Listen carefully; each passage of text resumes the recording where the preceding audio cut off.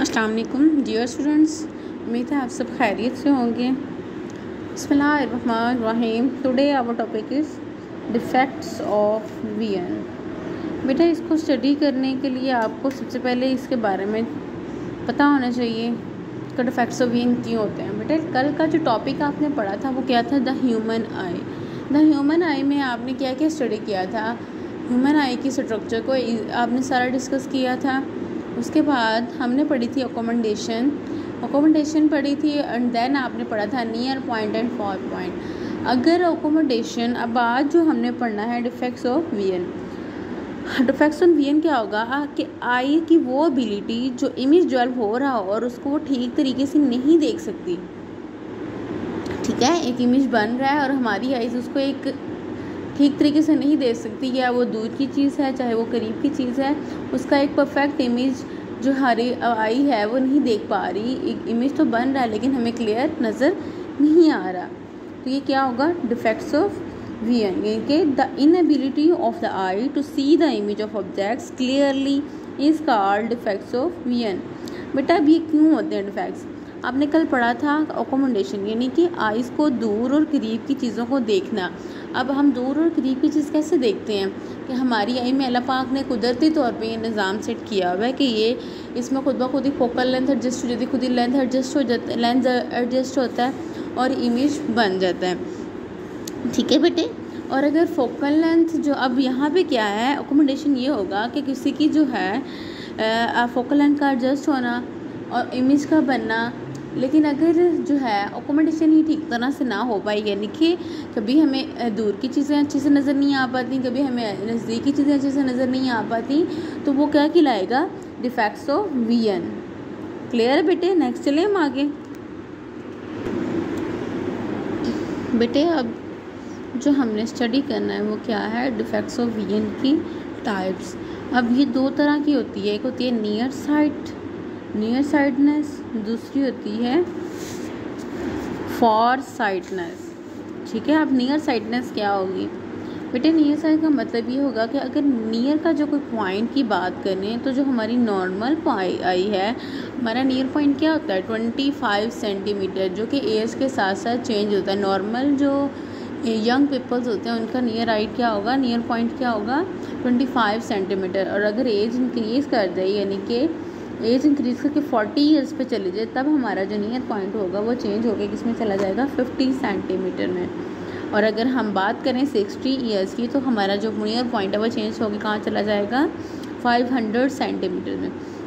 बेटा, हम 25 सेंटीमीटर के नियर पॉइंट पे एक बुक को स्टडी कर रहे हैं। अगर हम बुक को मज़ीद अपनी आई के करीब कर लेंगे तो हम नहीं बढ़ पाएंगे, और अगर थोड़ा दूर कर लेते हैं तो वही जो है हमें थोड़ा क्लियर नज़र नहीं आएगा। ठीक है, ऐसे ही है कि जो नियर साइटनेस होती है ये दूर की चीज़ को ठीक तरह से जो है जो इमेज होता है उसका हमें सही से नज़र नहीं आता, यानी कि हमारी दूर की जो नज़र है उसका कमज़ोर हो जाना। इसकी डेफिनेशन क्या होगी? The disability of eye to can not see distant object is called near sightedness. बेटे, इसका एक और नाम भी है जिसको शॉर्ट साइटनेस भी बोलते हैं, और माइओपिया भी इसी का नाम है।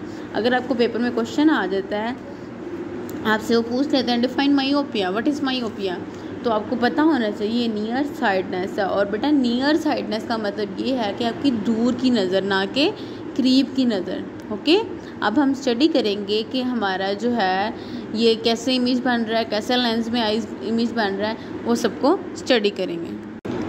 नाउ बेटे, हम क्या स्टडी करने लगे हैं? हमने स्टडी करना है कि जो हमारे जो नियर साइटनेस है इसमें इमेज कैसे बन रहा है, हमें कैसे पता चलता है कि हमारी दूर की जो नज़र है वो कमज़ोर है। बेटे, रे आई और पास कर जाती है।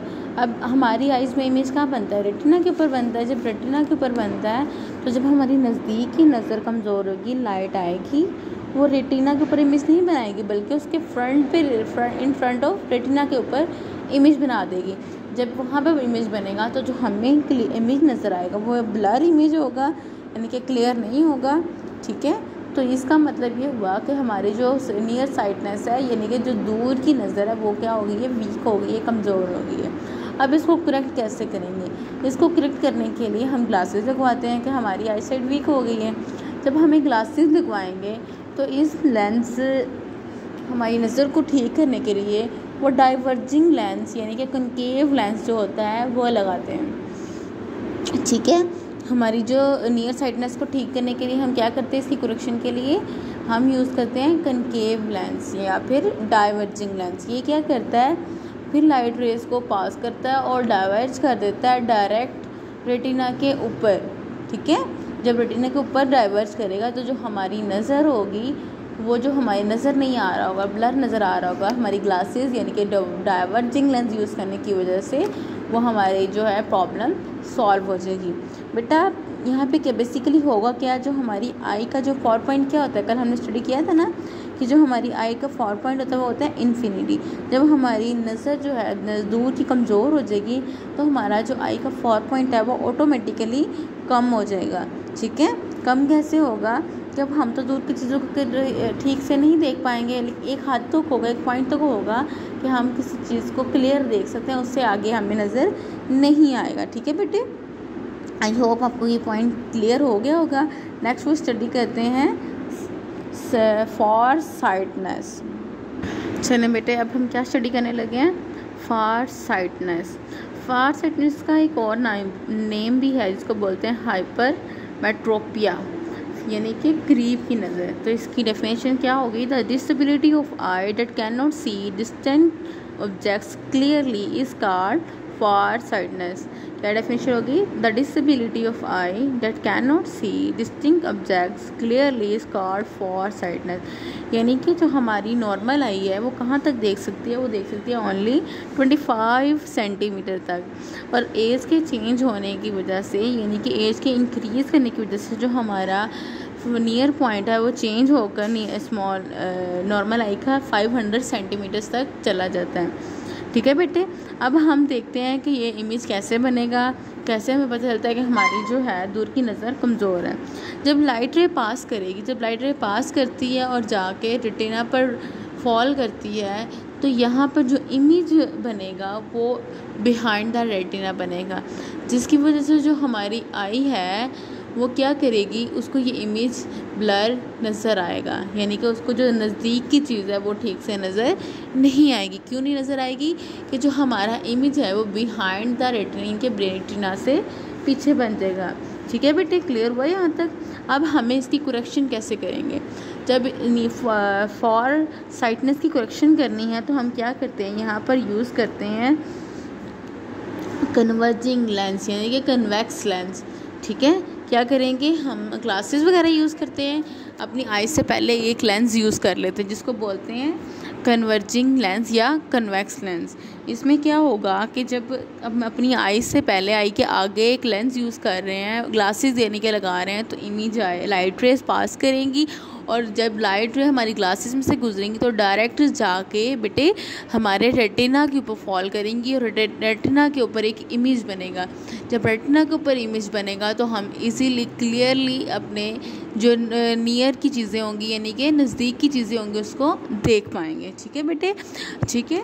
और इसमें क्या होगा, कैसे हमें लगेगा, फिर हमें जब हम ग्लासेस यूज़ करते हैं फिर हमें ऐसे लगता है कि जो हमारी नज़दीक की चीज़ है, अब पहले तो हमारा नियर पॉइंट चेंज होके 500 सेंटीमीटर तक चला गया था, तो अब कहाँ पे आ जाएगा वो 25 सेंटीमीटर। यानी कि जो हमने कन्वेक्स लेंस यानी कन्वर्जिंग लेंस को यूज़ किया है, इसकी वजह से जो हमारी आई साइड है वो चीज़ों को जो देख रहे हैं की सलाहियत है वो 25 सेंटीमीटर हमें ऑब्जर्वर को फील होगी।